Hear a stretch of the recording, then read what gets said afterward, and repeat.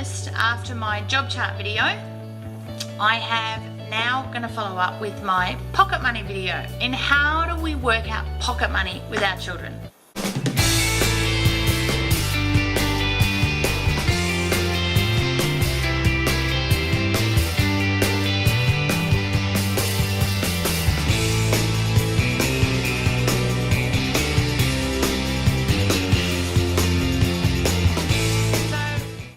Before this started, I was always in two minds of whether or not I give my children money, or how do I do it? Do I give my children money for jobs, per job? Like, how does it work? And then my mind kept saying, I actually don't want to pay my children or reward my children for doing jobs that, as a part of our family, they should just be doing. And I like to always explain to the kids, our family sort of rotates like a wheel, and unless everyone's helping, it doesn't go round and round. So that's what this is about today. It's explaining why we do the pocket money system the way we do it. And I'm just going to share that with you guys and maybe give you some tips in if you're thinking about starting this and how that might work.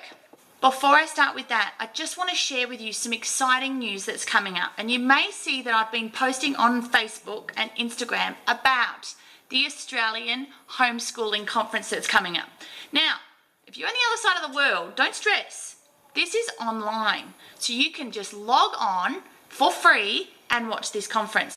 Some of the most amazing Australian homeschoolers will be sharing their information and their knowledge in so many interesting topics, so check it out. I'm going to post the link below in this video here today, and you can click on that and you can check out. Now, I am lucky enough to have been invited to talk to this conference.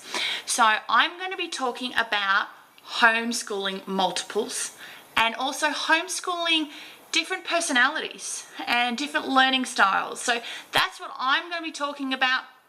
It's a pretty passionate subject of mine, so even now as I'm brainstorming and how to share and get it down in a talk, I'm trying to have to not make it too intense, because when I start talking about my passion, it just rolls off my tongue. So check that out. Click the link below to check that out. It's super, super, super exciting.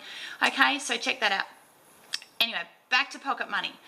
When we used to go to the shops, the children would always ask for little things. And it was really hard for me to be able to differentiate between whether or not they could have the $2 toy or whether or not they should wait. So after years of battling that pocket money was a waste of time, we decided that we would introduce it and see how it went. And there was a few ways of us tweaking it, and we finally found something that actually really, really works. And we've done it for years.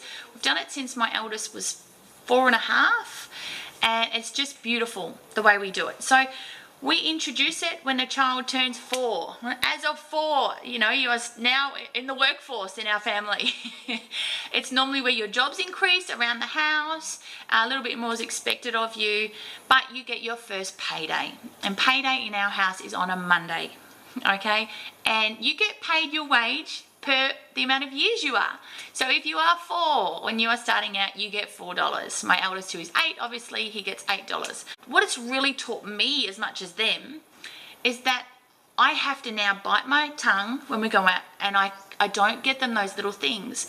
And they really, really learn to start saving up. It may cost us a little bit of money, but it's really taught us a lot of lessons when it comes to teaching them how to handle money and what they have to do. So there's one rule with the money, that 40% goes to their bank account, and they can have access to that when they're 18 years old, but at the minute they have to put 40% away into their bank. Now that means that on a Monday, one of our first activities is we all pull out our bank books, or they all pull out their bank books. They get handed their pocket money. They then need to sit down and work out the percentage of what is going into the bank that week. It's always the same, but we always work it out just to work out the percentage. They then fill out their bank books beautifully, pop in their money, shut it up, and put it on their desk, and then their remaining money goes into their purses or wallets. And it's up to them what they want to do. It is really hard to not give them advice when it comes to whether or not they should buy the plastic toy. But I found the best advice is no advice. They learn so easily.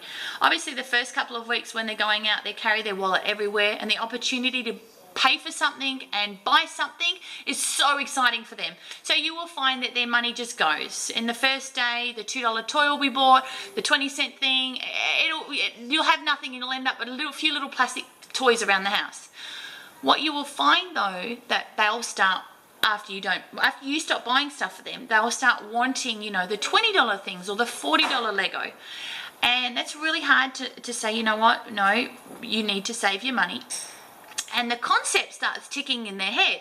So you can see them. My eldest is great with saving his money. He's probably got about $50 in his wallet at the minute. And that's purely because he doesn't know what he wants to spend his money on. So he just saves it up, and when he finds something, he buys it. It's normally Lego.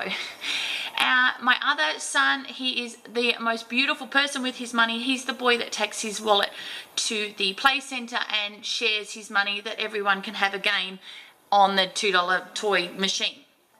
So it's really different watching their personalities come out when they spend their money. Alexis, she has 50 purses and never actually knows where her money is because it's all spread out all between different purses and never has enough money to buy anything. So she's only 5, so she's learning the concept. She's learning that she can't actually buy anything unless she has some responsibility for her money. So it's all those concepts. And you can see, like, my 7-year-old, he starts realizing that he needs to save his money. As kind it is to give it, it's also his sacrifice. He's missing out on some things when he wants to buy them. So he started, you know, saving his money a bit more. He still can't help when we go shopping. He's got to buy his 3-year-old sister a gift. His heart is just so beautiful. So that's how we do pocket money in our house. All right, it's not hard, it's very simple. It does mean when you go to the shop and you get $2 and $1 change that I start a little jar. As I walk in the door, there's a little jar that I keep all the pocket money in there for. And it's nice to give them some money to sort of get them to work out the percentages and put it in their wallet and their bank. And it's really giving them some onus, really making them in charge of it all. So it was big on our responsibility list and in making them being able to handle their money.